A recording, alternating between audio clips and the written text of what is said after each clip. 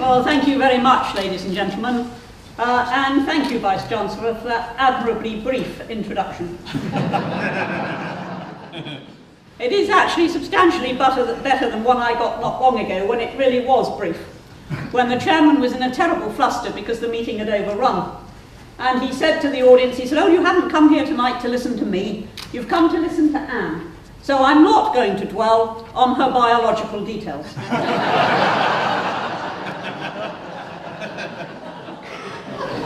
But even that was better than the chairman, who said with great assurance, "Now we come to Anne Widdecombe, who always impresses the House of Commons with her debatable qualities."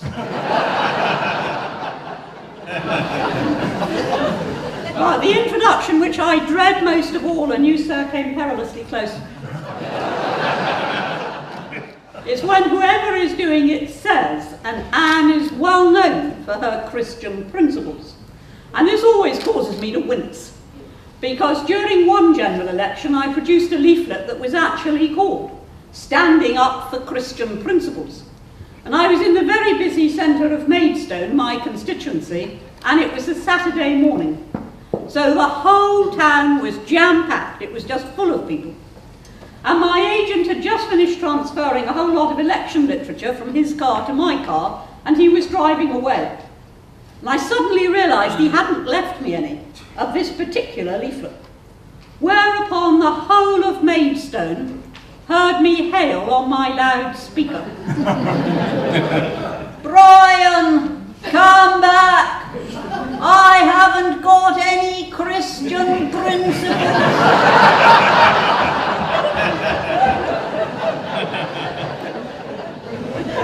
You know, I don't like to admit it in front of all this Episcopal company, but it really is a matter of record that my majority went up. What I'm going to do tonight is to talk, obviously, about the subject of the lecture, which is faith and politics, but afterwards there will be an opportunity to ask me questions on almost anything. I used to say to audiences, you can ask me questions on anything you like. But then I suppose about 6 years ago, I got for the first time in my entire career a question I did not know how to answer.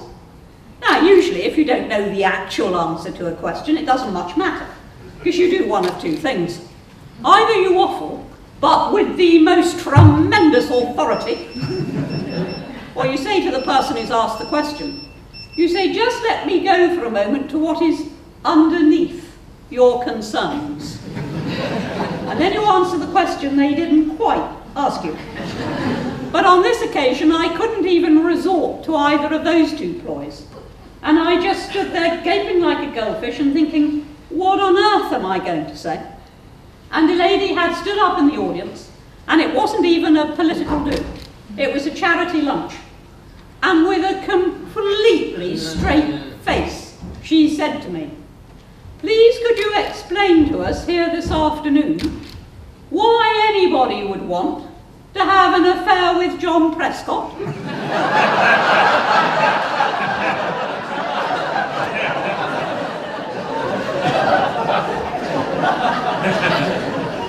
You know, I still don't know the answer.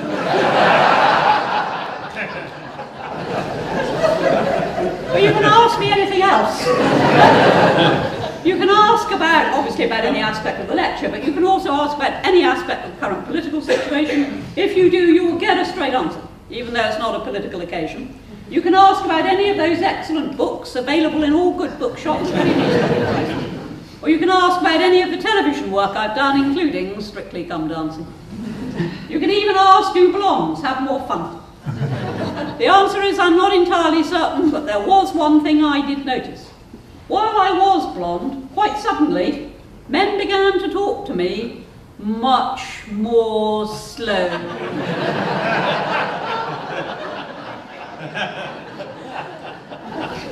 So do feel you can ask anything. It can be serious, it can be frivolous, it can be all points in between. But above all, do please ask the question that you want to ask, because I know what happens on these occasions. The first question is about Syria or Afghanistan or something of that nature. And then the poor soul who's dying to know What happened to the dresses on Strictly Come Dancing? Feel she can't ask in case she lowers the tone. So do feel you can ask whatever you like. You don't have to be led by the question in front of you. Anyway, for now I want to turn to the Harold Wilson lecture and faith and politics. In an interview in 1963, Harold Wilson explained the impact of religion on his political development. And he was asked, why was your family so politically minded? And this was his answer.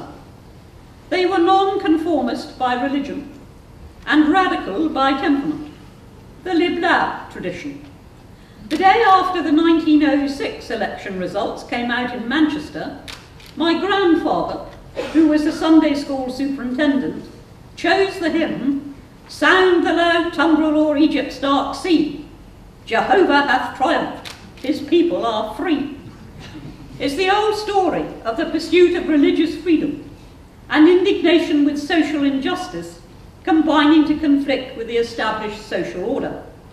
My other grandfather, too, was a deeply religious man who believed that politics represented the nation's application of religious principles. In my childhood, it was chapel and the Scout movement, that kind of pattern. My wife's the daughter of a Congregationalist minister. I met her at a sports club. So I was impregnated with non-conformity.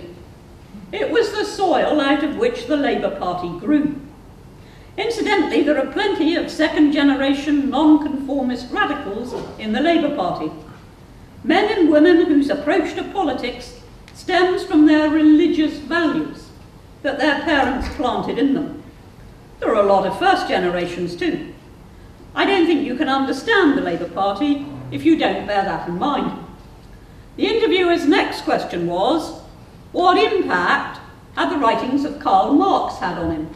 He said, none at all.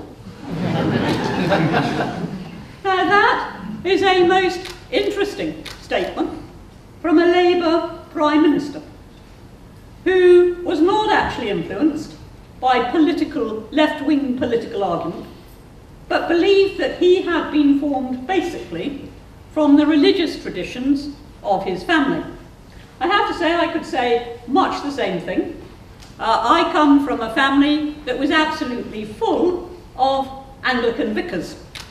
My uncle was a vicar, my brother was a vicar, his son is now a vicar. Sometimes I think the Widdecombe family exists to keep the Church of England in vicars.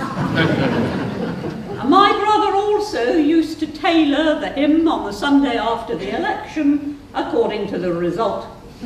Sometimes it was, "O God, our help in ages past." Other times it was, "Now thank we all our God."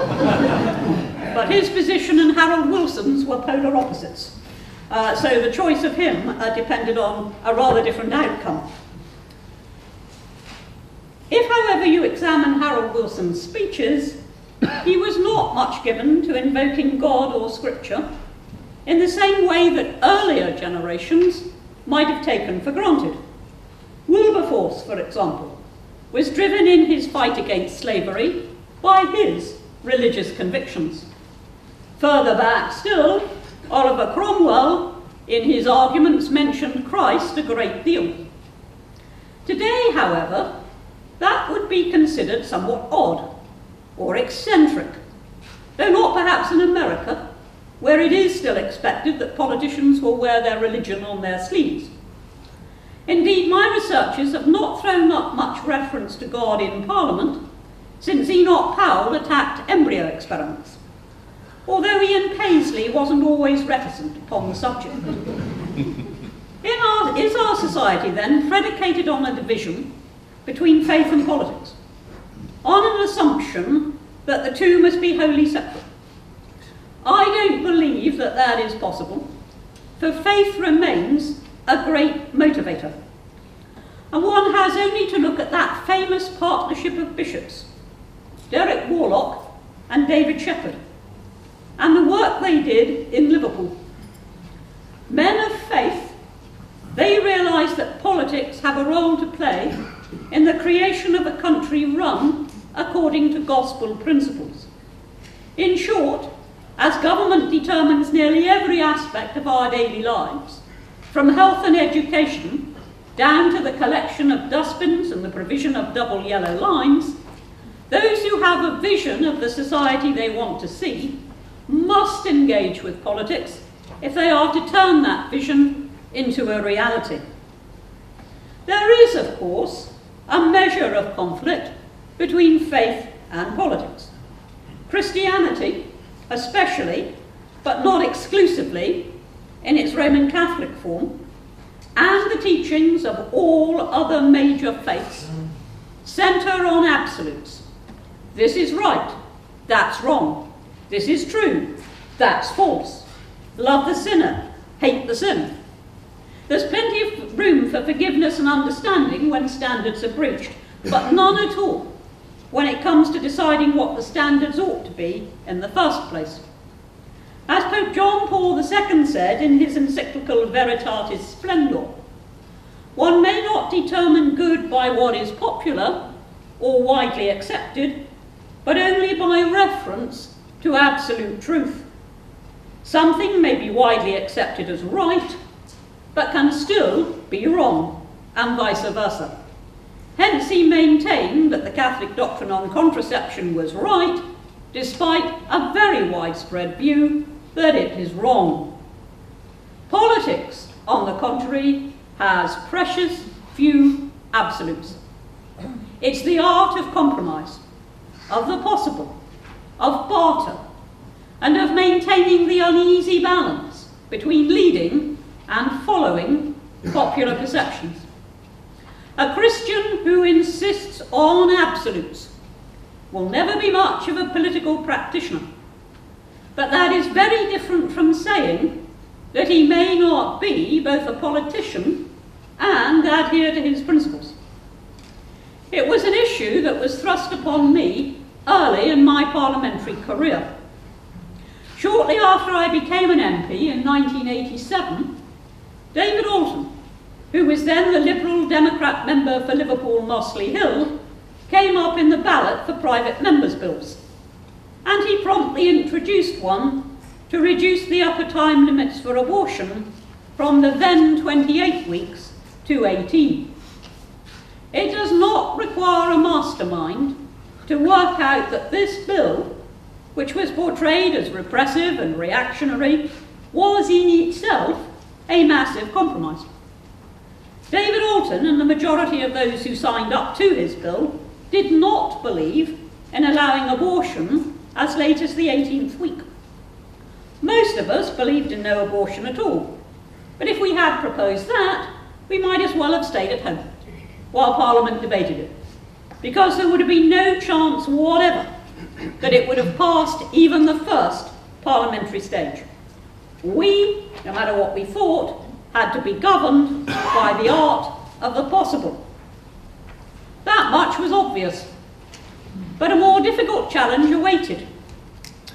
We had a pleasing majority at that stage, but we became aware, from speech after speech, that many MPs were merely lending us their votes, and that we would lose at all the later stages unless we were prepared to exempt unborn handicapped children from the limits which we were proposing.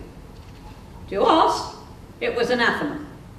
The bill's sponsors firmly believed that unborn children with disabilities had as much right to live as their able-bodied counterparts, and the proposed exemption was profoundly unacceptable.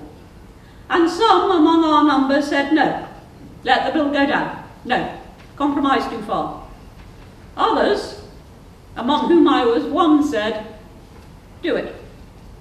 An examination of the figures showed that of all the abortions after the 18th week, 8% were performed on grounds of handicap, leaving 92% for other reasons. So I argued that if I were to be confronted with a shipwreck and 100 drowning people, I would not refuse to save 92 for the sake of the 8 I could not reach. We should, I argued, maximise the saving of unborn life rather than take an absolute position which would guarantee failure. I still believe that to have been the right decision, because I judge a political compromise by whether it takes one forward, backwards, or leaves one standing still. If it does either of the last, then it should be resisted. But if it does the first, then it should be considered. The old cliché is true. To reach the North Pole, you have to take one step beyond your own front door. And unless you do that, you won't reach your goal.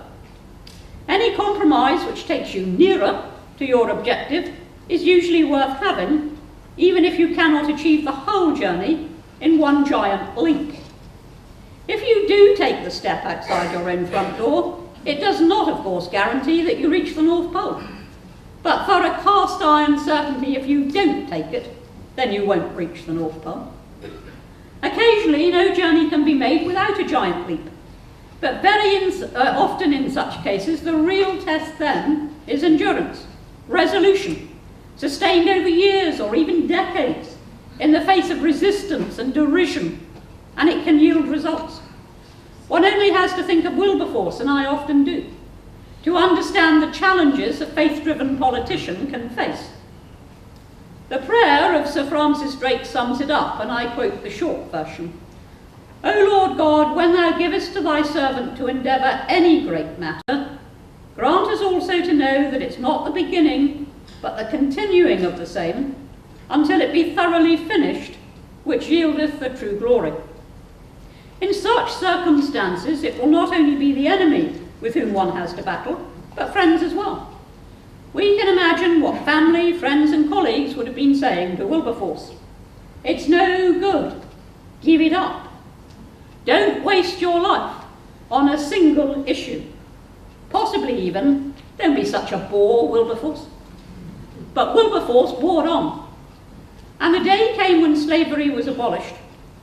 And an even later day came when nobody could understand why anyone had ever thought it morally acceptable in the first place.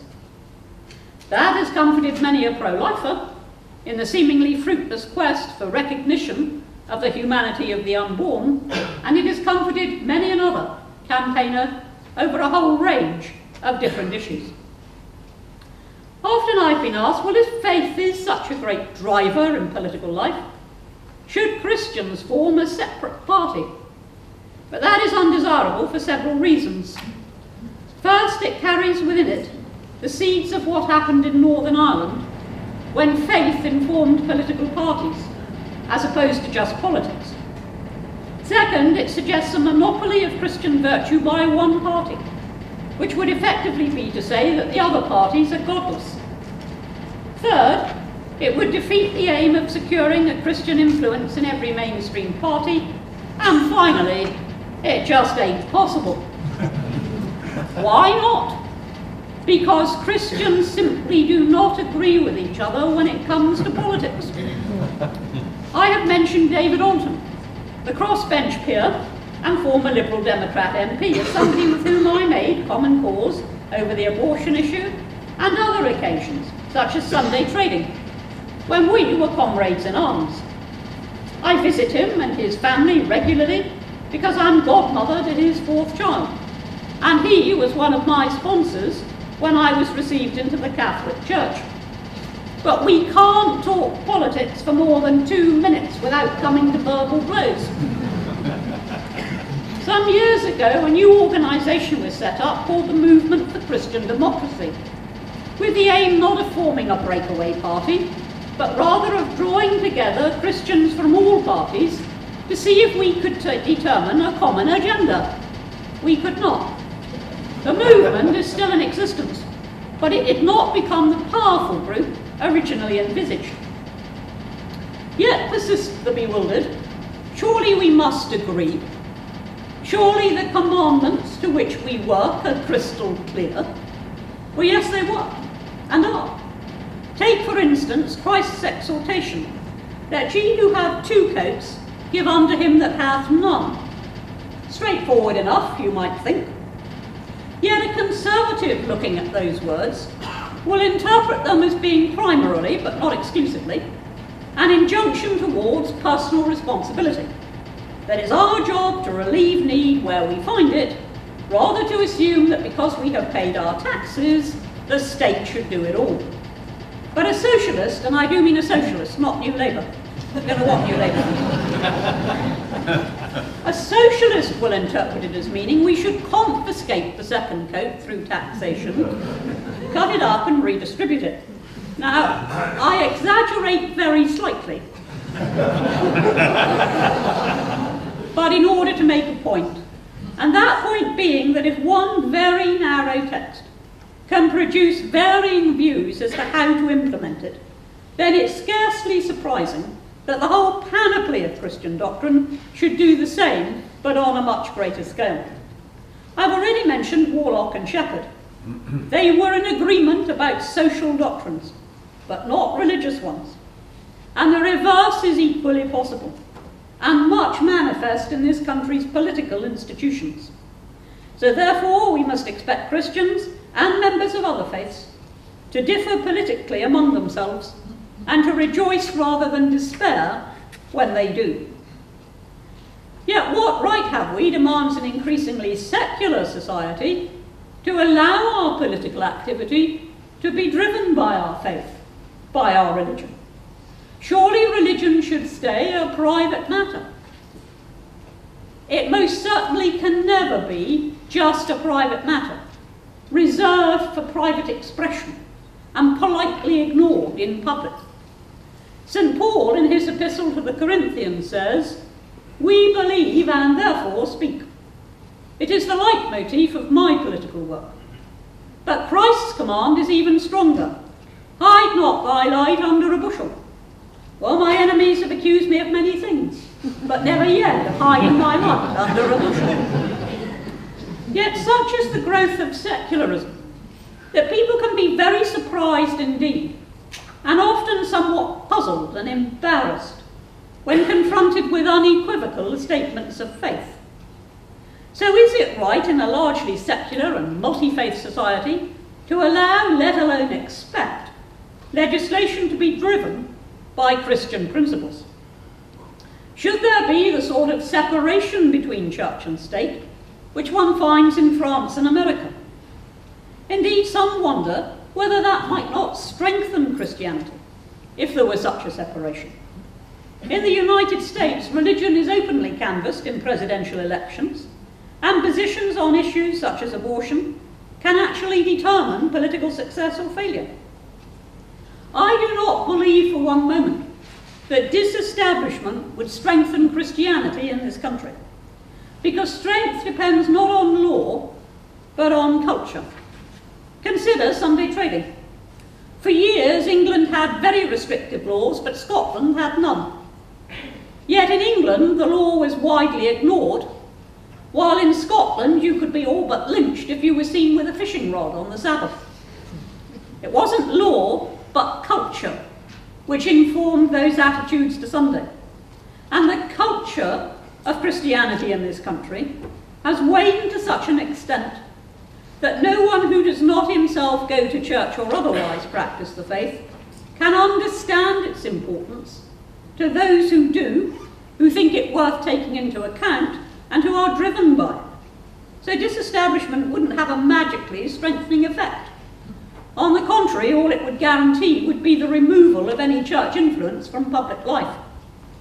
Without an established church, there would be no possible justification for the compulsory teaching of religion in schools, or for the requirement for a daily act of worship, and no requirement for any involvement of the church in the crowning of the monarch. Society is, of course, not only secular, but multi-faith, and we do need to understand that respecting other faiths does not have to encompass the surrender of our own.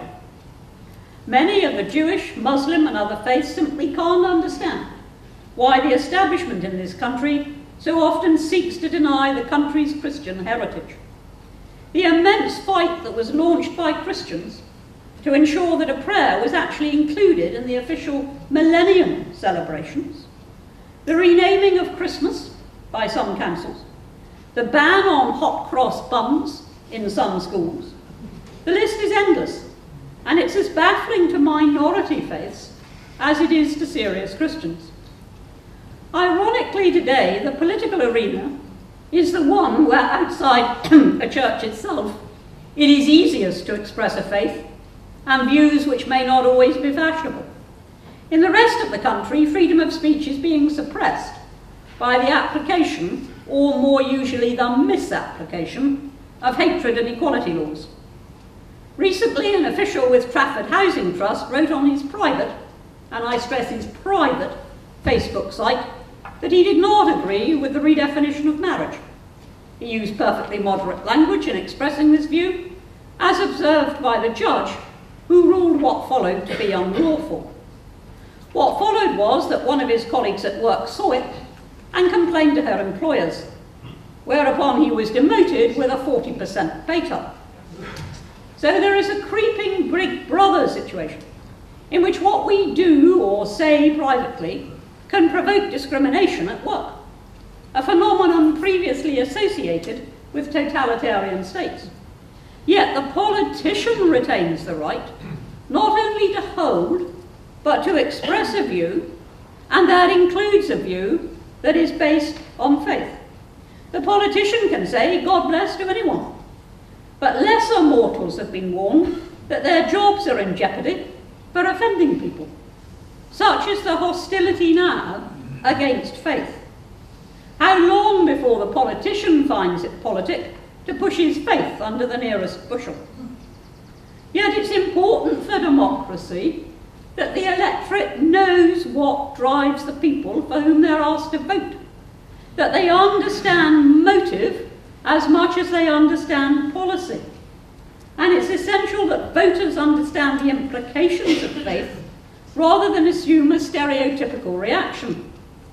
For example, Christians are expected to be peacemakers, but that does not mean that they are pacifists. St. Thomas Aquinas set out the tests of a just war, and I think sometimes there can be a positive duty to use force. There is moral as well as actual responsibility. Had we not resisted Hitler, the 6 million who died would have been horribly multiplied, courtesy of our inaction.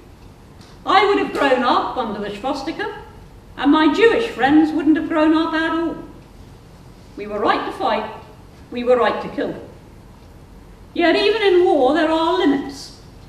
Who can imagine Christ blessing planes taking off deliberately to attack civilian targets? Dambusters were one thing, but Dresden was quite another. Perhaps you could justify Hiroshima. Where was the justification for Nagasaki? Whenever there is a proposal for war, there's a fierce debate within churches, in Parliament, and among the public at large. And these cannot be considered as three forums, immutably fenced off from each other, disputing and agonising in isolation. But rather they are three parts of a whole, and therefore it's facile to propose that faith and politics can ever be realistically separated. Faith organisations play a very large part in the social fabric of the nation and in overseas aid.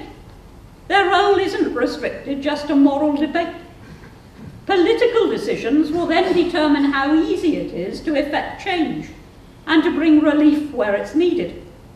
For example, the decision to impose sanctions on Syria has meant that some charities have withdrawn, not because they're afraid of being in a war zone, but simply because they cannot transfer cash to their operations there. And closer to home, we have two Britons. In the one, people set their life on a course in a ship which may be ambitious or may be modest, but it won't be rudderless. From time to time, the course changes. The ship is rocked, occasionally it's wrecked, or it's criminally plundered. But on the whole, these sailors through mortal life know which way up their ship is and where the compass can be found. They have families who rally round in hard times. They have usually an occupation, a routine, a reason to live, to work, to earn. The alarm clock is a feature of their lives, as is the bus ticket and the lunch break. Their children go to school clean and fed. And in the other Britain, people live in chaos. Family structures are weak. There's usually no dad at all, or there's a procession of men. Sometimes there's a stepdad with whom they do not get on, and then they're ejected from the family home even younger than the legal age of 16. Often there is a collection of siblings and a variety of different fathers whose principal characteristic is indifference. From the age that they're old enough to go to school unaccompanied, they come to realise that it's not necessary to go at all. They begin to truant, and it's not at all unusual in Her Majesty's prisons to find people who have truanted away the whole of their secondary education. This phenomenon is not exclusive to large inner city council estates, but it's certainly very common in that environment, and it's also here that the two Britons exist side by side, and by no means always peacefully. And meanwhile, every agency shrugs. Increasingly, one Briton is under siege from the other. A man is killed brutally for the entertainment of a barely literate 14-year-old girl, the daughter of heroin addicts. Another was killed by teenage mothers to whom he'd already given all his money. In yet another incident, a man was killed by 3 teenagers to whom he'd refused a light. Good homes can produce bad youngsters, and bad homes can produce pillars of society. But the norm is that children reflect their upbringing, and when society abandons them to instability, ignorance, and immorality, that same society must later pay the price. Visible policing, especially in the most troubled areas, enforcement of school attendance, early intervention in dysfunctional families, where necessary, the removal of children from a home the environment of which is corrupting them, the care of physical surroundings. Those are the remedies of the politician, but he relies on faith groups to deliver much of the work that is done on the ground for the relief of poverty, the mentoring, the listening ear, the raising of funds. And therefore it must be that faith groups have a right to make political comment. And therefore it's inevitable that some members of those faith groups will seek active involvement in politics in order to influence the events on which they're commenting. Faith and politics are inextricably intertwined. I return to Archbishop Warlock, who summed up his mission thus: to close the gap between religion and life, between what goes on in church and what goes on at work or home, to make our faith a living reality that can be a sign of hope to people in troubled times, and at the same time to secure justice and human dignity in the ordinary affairs of life. That meant addressing social deprivation, but also sectarianism, and anything which promoted discord rather than harmony. And one wonders what he would have made of the Britain of today, with a growing gap between religion and life, the expansion of the so-called underclass and its violence, and the new alienation felt by a largely ethnic group, which combines religion and politics into a force for hate and indiscriminate destruction. Florence Nightingale, Elizabeth Fry, William Wilberforce, and countless others made significant differences to the world and some of its most unfortunate inhabitants. And each was driven by faith. The politicians who followed in their wake cannot exclude that, and most of us would not want to.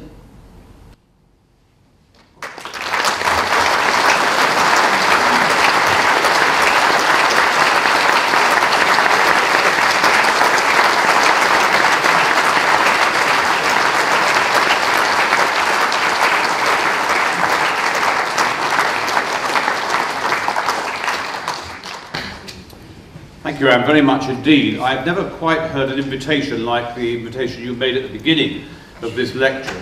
I normally spend all of my time trying to make it very clear about where I am going to let them have the questions and not have the questions. But that's a wonderful invitation, so I think we'll open the floor to everything, and I'll just sort of act as a ringmaster, as it were. So who wants to go first? Are you taking your... Yeah, I'll just see where the questions are coming from, yeah. That's good. I always like it when... Who's going to go first? They're up there, yeah. Yeah, and thank you for that invitation to ask questions. I know that many Christians, me included sometimes, find it difficult to pray. And I'm just interested, what does your prayer life look like? It is difficult to pray. Can I commend an excellent book to you called Sackcloth and Ashes? I wrote it.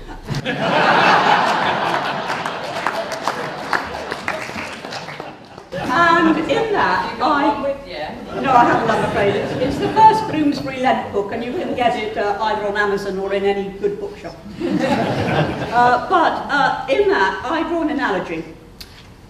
And I look at how we communicate with each other. Now, in the days before emails and Skype and all the rest of it, if you had relatives in Australia, you never saw them.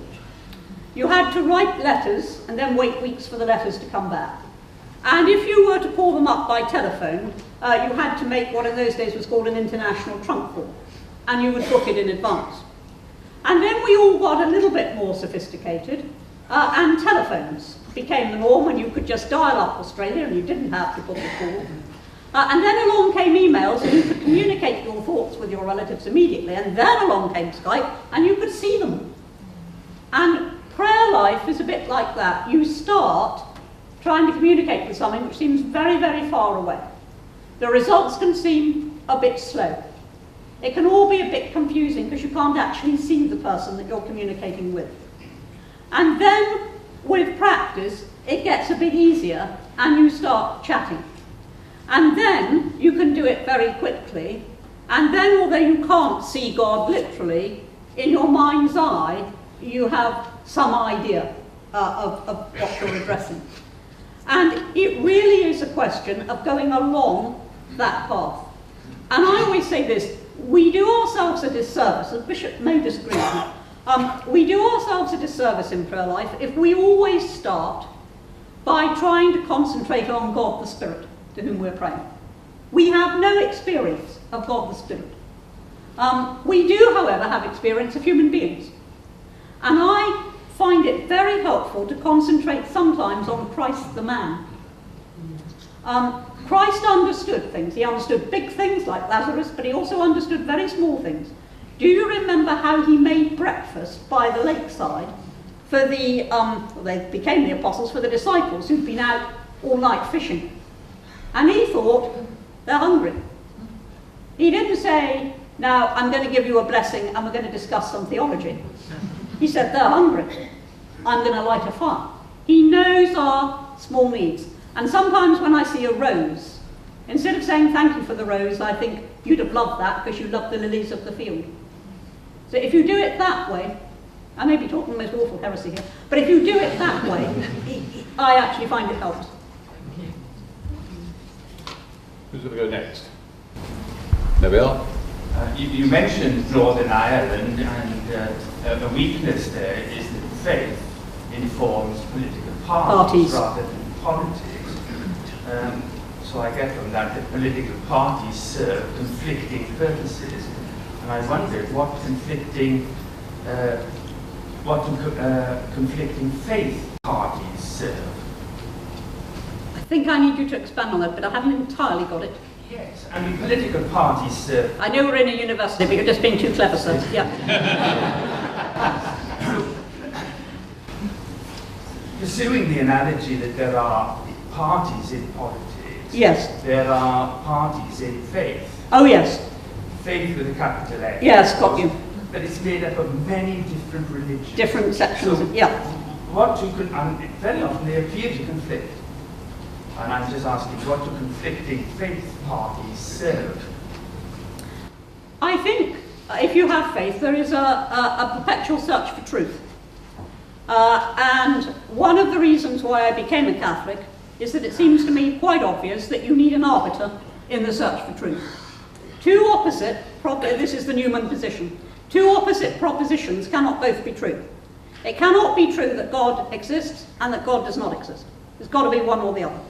And within religion itself, the various things that are postulated, is there such a thing as purgatory, for example, which would certainly divide people of different congregations. when we ask questions like that, then I've lost my thread now completely. What was I talking about? Oh yes, that's right. I was saying it's a search for truth, and we need an arbiter. So when we ask questions like that, if two different sections of Christianity simply can't agree on it, well, there needs to be an arbiter. And that is one of the reasons why I do believe in authority as taught by the Catholic Church. And it was one of the reasons for the change. It wasn't all about women priests, as people seem to think. There were a lot of other issues going on at the same time. So, yes, there will be conflicts. Conflict need not mean strife. Need not mean strife. My theology and the bishop's theology now will not entirely tally. His theology and the Pope's won't entirely tally. My theology and that of my Baptist friends won't entirely tally. Certainly, my theology and that of my Jewish friends and my Muslim friends won't tally. But that doesn't mean you need strife arising for it. Just regard it as a search for truth. Sir at the back. Yep. Oh, sorry, that's your turn. Over the back, then we'll have one over this side here. Yeah, okay, the back there, and then next to you, yeah. Okay. A very simple question. Do you have any comment to make about the growth of food banks in this country in the 21st century? Yes, I've got quite a lot of comment, actually. I was actually asked a couple of months ago if I would support a particular food bank, and I said, well, why are you giving food to people? And they said, well, they can't afford it. I said, right, well, I'm a former Social Security Minister, and I'm actually quite worried if we live in a country where people can't afford something as basic as food. So I said, I want to know why these people aren't getting assistance from the state. I want some cases, please. Well, the cases that came back were unconvincing. Now, I'm not saying that every case is unconvincing, because I know the system can fail. I know it can fail. But I also know that that's where we need to be directing our efforts. We live in a welfare state. It should not be necessary in a welfare state for citizens to depend for basics, they may depend for other things, but for basics on charity. And so my reaction to food banks is, I want to know the stories, I want to know the people who are using them, I want to know where the state has failed, and I also want to know, quite importantly, why the state hasn't failed. And I'll draw an analogy there with something that I was involved in when I was a Social Security Minister. And a study was made by a particular children's charity, which purported to show that 25% of people, that's a quarter, of everybody in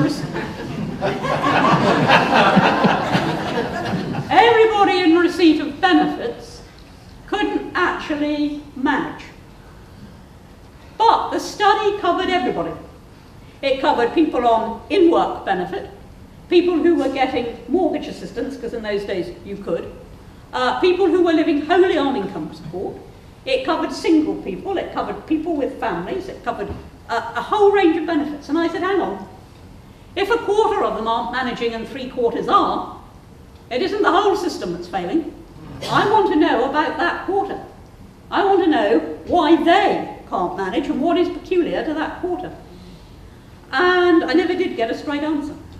And I always say the same. When I hear that the state system has failed, I want to know whom it has failed and how. Because the crucial thing is to get that right, otherwise it's going to go on failing. It's going to go on failing. And the other thing, and I know this sounds tough, but it's true. If you create a benefit, you create an incentive to claim it. Now, very few of us have heard of food banks. We all have now. Right. Yeah, over there next.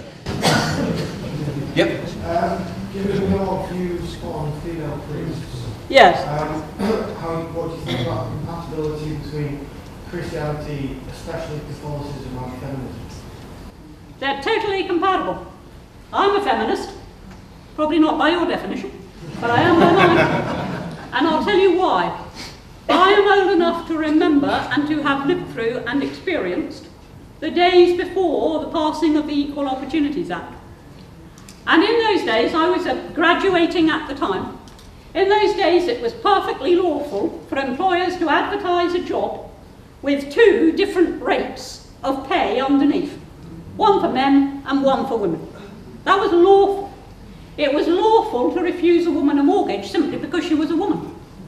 It was lawful to keep some jobs not available to women. It was lawful to refuse a woman a hire purchase agreement unless she had a signature from her husband.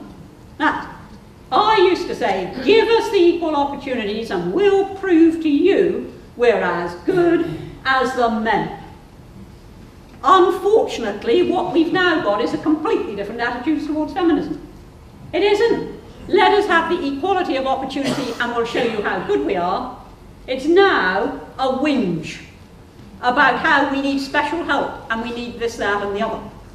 But to turn to your specific question about Christianity and feminism, I've never understood why we think that because a woman cannot be a priest, and that is a theological decision, it's not a career decision, that she can have no influence in the church. Mother Teresa, she didn't worry that she wasn't a priest. She got on with it, big time. She's now a saint, I pray to her quite a lot. Consider, a couple of centuries ago we had mitred abbesses. Any mere priest would have quailed before a mitred abbess. You really don't need just to have one position in order to have influence. And it is purely theological. There isn't a conflict with feminism, but there is, I believe, a big question over the apostolic succession and what is and is not possible within it. It would fill a book in its own right. May I commend you a useful little leaflet, which I didn't write, called Letter to Marianne, produced by Scepter Books. And it actually sets out the case against the priesting of women in theological terms, but in simple terms. I'm not saying you need simple terms, but it's understandable, it's readable. Yeah. Yeah. You've already talked about wealth distribution and made the example with the bread cakes, but there was a recent paper came out that said that a Tesco's executive earns 900 times as much as a shop floor worker. Yeah. So, and as someone who's been in politics, would you think Jesus would approve of that as being the status quo?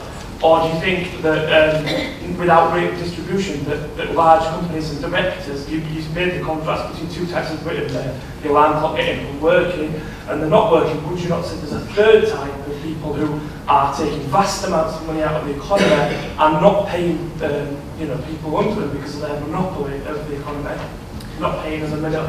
Right, can I just sidetrack only for half a second, then I will come straight back to what you said. I just want to sidetrack, because when you said Tesco, a thought entered my head. Do you know that there is the most phenomenal waste from supermarkets? That every day, stuff which has passed its sell-by date, but which is perfectly edible, is thrown away. And we have exactly the same attitude towards medicine. Some medicines, leftover medicines, aren't allowed to be taken to the third world in case they haven't been stored properly. The third world would love those medicines. How many of us use medicines that we've had for a little while that may not have been stored to exactly the right temperature according to some scientific thermometer? And there's a massive amount of waste and a massive amount of stuff that I actually think is offensive, given that a lot of the world is starving and that in this country we've got people who could use it rather than have it thrown away. Thank you very much. I'm coming back to, don't worry, I wasn't dodging it, just Tesco sent that off in my mind. And your question was effectively about salary distribution and about the fact that there are some people, and for once you chose Tesco's rather than the bankers, it's usually the bankers who come in for fire, and that some people are earning huge amounts of money and that some people are earning very little. Would Christ have approved of that? I actually don't think Christ would have worried too much about it. He might have turned round to the man from Tesco and said, go and sell all that you have and give to the poor, as he did to the rich young man. But he might have left him alone, as he did the man who gave money to the temple. I don't think what he was concerned about was the hold which money takes, not the mere possession of money. The rich young man couldn't face giving it up. That was his problem. He was grasped and held by money. It wasn't just the fact that he had it and then used it for the relief of the poor. And the fact is that our very high earners can go and very high earn elsewhere, if we actually take that line. And what do they do with their money? And how much employment are they actually providing as a result of the big incentives for those at the top? You've got to ask all those questions. I don't have a vision of society based on envy of people who have more than I do. I have visions of a society whereby it's all our business to look at those who have less than we do. All our business, including those who have less. They need to look at the people who have even less. Because there is, in the old adage, but it's true, always somebody worse off. One of my interests is the leprosy mission. And I recently went out to Ethiopia. They still have leper colonies. They're not called that anymore. They're called communities of people affected by leprosy, but they're leper colonies. And I saw a leper colony with 24,000 people and 200 lavatories. 24,000 people.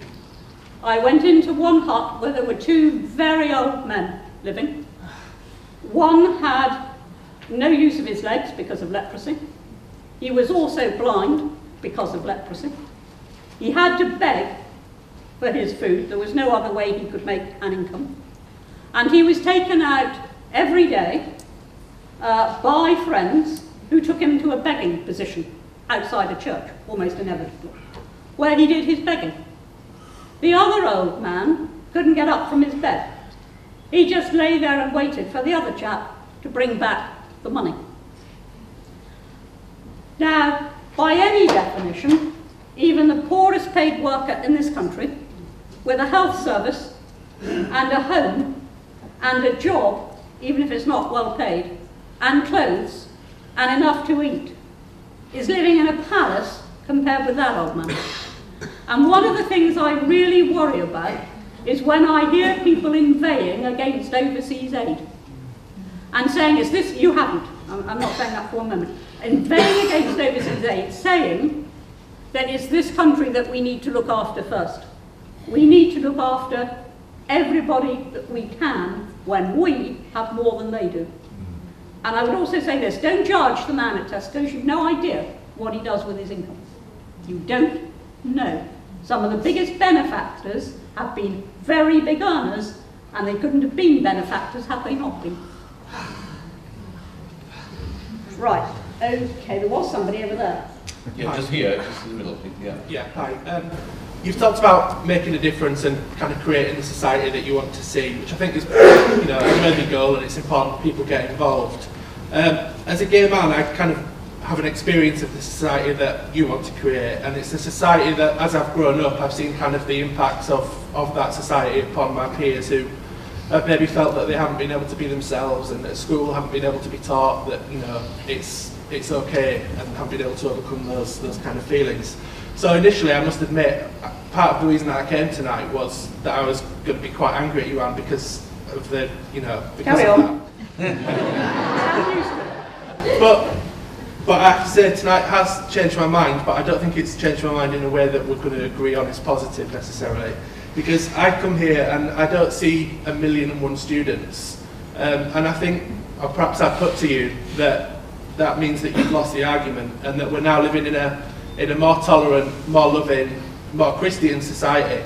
And to be honest, I now feel that, you know, maybe a little bit sorry that you feel that you can't be a part of that. And so my question, to come to my question, Anne, is basically, do you think that you will be seen, you mentioned Wilberforce, do you think that history will judge you as an emancipator of the oppressed or as an oppressor? I don't think I should be judged as an oppressor, and I'm not quite sure what sort of society you think I want to see. Now, it is quite true that I am opposed to the redefinition of marriage, completely. But the redefinition of marriage, and all sorts of reasons for it, not least that there's now no such thing as a legal husband or wife. You have parties to a marriage. There's no such thing as a widow. It's now defined in law as a woman whose deceased spouse was a man. Well, I used to think that was obvious, but apparently it now needs spelling out. And there was not one extra right given to gay couples that they couldn't have with a civil partnership, that they would have if they married. But there were rights taken away from heterosexual couples, who can no longer legally, at any rate, describe themselves in particular ways. So I wasn't in favour of it. I think I wasn't also in favour of civil partnerships because I knew where they were going to go. But what I did say was there were injustices to be addressed. It's in my speech in the House of Commons. And among those injustices were the right to inherit, the right to be named as next of kin, things of that sort. My view, and I call them unkindnesses actually in the House of Commons, but as I said, if there were unkindnesses to be addressed, let us address those through individual law, as opposed to creating something that aped marriage, because I knew where it was going to go. What I didn't know was the party that was going to do it. I would never have bet on that in a million years. So I don't care what people do in private. It's not my business at all. Absolutely none of my business, and the state certainly shouldn't have a role in bedrooms. And I've said that in the House of Commons as well. I don't want anybody penalised for what they do or the choices they make, which are private choices. But when they then turn round and ask me as a legislator to amend law to give them the equivalence of a full marriage between a man and a woman, then I can't go with it. But the sort of society I want to see isn't an oppressive society. I don't want it to be made illegal. I've never proposed that. Right. Yes. And I know that one of the reasons you gave for becoming a Roman Catholic was that you didn't agree with the idea of women priests. Correct. Now, you yourself had a vocation for which you have been completely fulfilled from the bottom to the top. You rose in politics to be a cabinet minister, the top of your profession. Why can't you accept that other women have this deep sense of vocation, and that in the Church of England at least they are now being allowed to climb the ladder, because we hope that very soon there will be women bishops? Why can't you accept that? Your question reminds me of a letter that I received from the then Archbishop of Canterbury, with whom I now get on very well, incidentally, and we made common cause. Actually, we made it on the redefinition of marriage.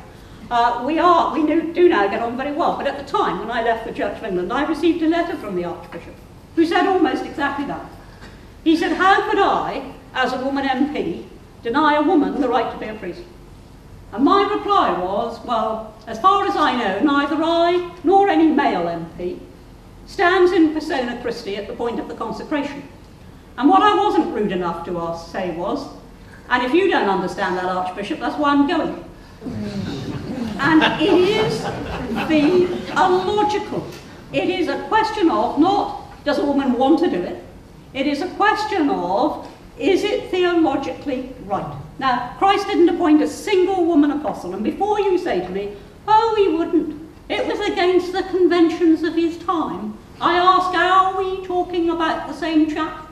This was the man who scandalised all Jerusalem. He broke the Sabbath. He ran through the temple, overturning tables with a whip, driving out the merchants. He disputed with the elders. He argued with the Pharisees. He associated with publicans and sinners. They called him a glutton and a wine-bibber. He scandalised Jerusalem. And yet we're required to believe that he wouldn't have dared appoint a woman apostle. I mean, absolute rot. If he thought it was right, he would have done.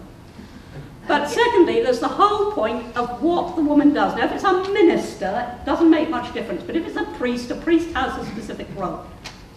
And if you're in a nonconformist congregation, or you're in an evangelical tradition, and you don't actually believe that the priest has a sacramental and sacrificial role at the point of the consecration, then this argument won't matter, but I do.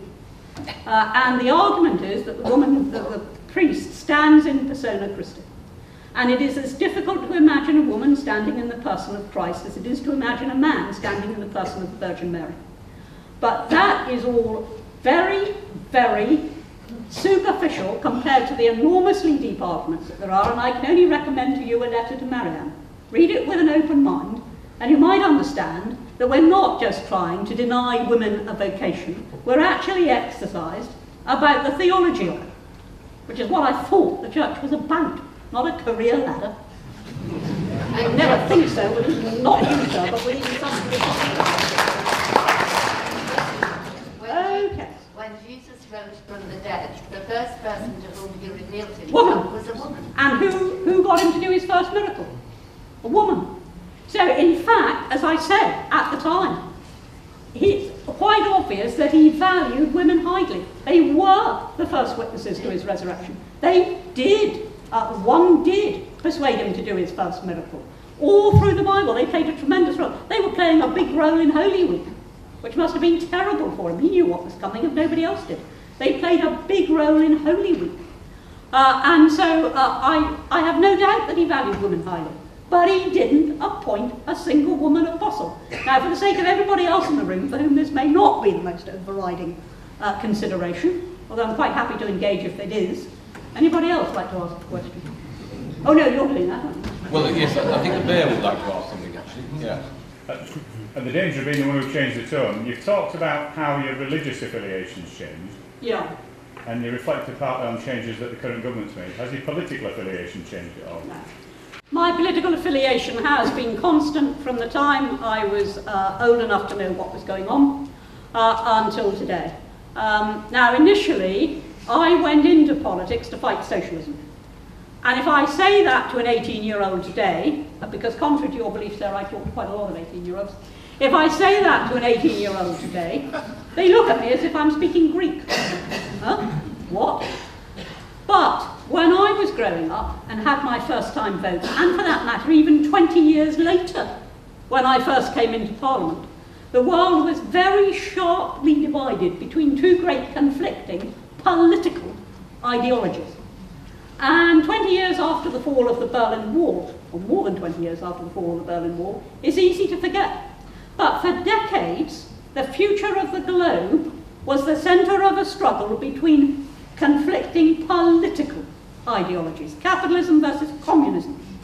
And in this country and in other Western democracies, that battle was not between capitalism and communism, but between capitalism and socialism. But it was real red-blooded socialism. It wasn't New Labour. It wasn't for Tony Benn. And everybody knew which side they were on. They knew it with their heads, they knew it with their hearts, they knew it with their very gut. They knew which side they were on. And nobody could shrug and say, oh, doesn't make any difference. Because everybody knew that depending on who won the general election, the country would be run in a completely different way. Now today, the sentiment that you hear most often on doorsteps is, doesn't make any difference. We could never have thought that. So I was very, very motivated. I always believed small state, large individual. Still believe that, intensely, to this day. And so that was what motivated me. And that battle between individual and state is what really has kept me going. Through the Thatcher years, the dismantling of all the public utilities, which until then had been huge state monopolies, enfranchising people so they could buy their own council houses, and allowing people from very poor families to be funded by the state to go to the big independent schools if they were bright enough. All those things was about getting everybody in. And it was about the triumph of the individual. Yeah. Yeah.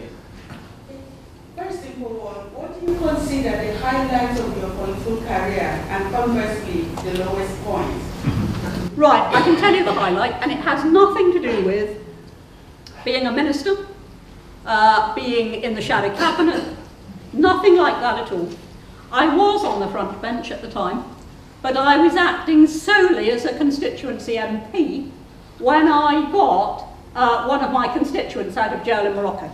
By which I mean I got him released, I didn't spring him from jail. But by the time his wife came to see me, he'd been convicted, he'd been sentenced, he'd lost his appeal, and he was facing 9 years in a Moroccan jail for a crime that not even the Moroccans really believed he'd committed. And when his wife came to see me, I thought, well, what am I supposed to do about this? I can't intervene in the system of justice in this country, never mind in somebody else's country. Anyway, I went through all the diplomatic routes, went through the embassies, did all that sort of stuff, got me where I expected to get, which was nowhere. And then as the last throw of a dice that I was utterly convinced was irretrievably loaded against me, I decided to go out to Rabat, where I saw the King's Counsellor, the Justice Minister, the Interior Minister, anybody else I could think of. And to cut a very long story short, the day did come when I was able to ring up his wife and say, 18 months into that 9-year sentence, John's out, he's with the ambassador, he'll be home in 48 hours.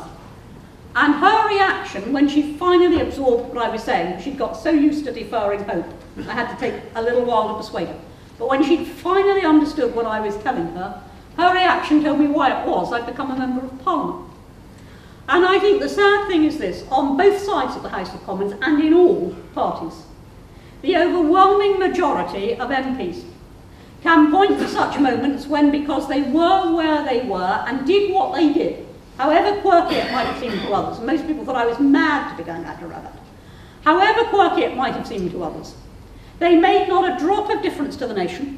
They didn't make a trickle of difference to their constituency, but they made a tidal wave of difference to an individual family. And I think you'll find most MPs will tell you that's where the highlights lie. As quite a lot of the themes this evening have been on women, from feminism to women priests to what you call being an impressive woman, can I say this? I've never thought of myself as a woman MP. I was an MP who happened to be a woman. In the same way that I was an MP who happened to be short and fat rather than tall and thin. It was no more than that. And I think sometimes, I'm not saying you do for a moment, this has just inspired me to a broader comment, I think sometimes we do ourselves a disservice as women when we take an attitude of grievance. And I can illustrate this by something that happened to me in Parliament, a conversation that took place, when about 6 months after all the Blair babes had come in, I don't know if you remember, but 101 of them came in 1997. Might as well have had 101 Dalmatians, but never mind.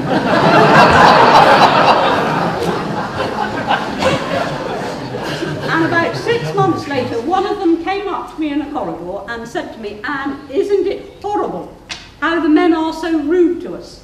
And I said, "Yes. And isn't it horrible how they're so rude to each other?" And she hadn't thought of that. She'd just been roughed up in the chamber.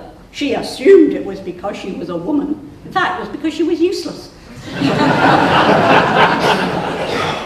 So I went in not expecting to find a problem, therefore I didn't find a problem. Can I just say what a very great privilege it has been to be here tonight and to give this lecture in memory of Harold Wilson. I didn't agree with a thing that Harold Wilson said. But nevertheless, he was a tremendous figure in British politics, and certainly a very big figure also in the Labour Party. And he gave this wonderful answer that I quoted at the beginning of my speech. So it is a great honour to be here, particularly following in the footsteps of others who have been before me, of much greater stature than I. So thank you very much for inviting me.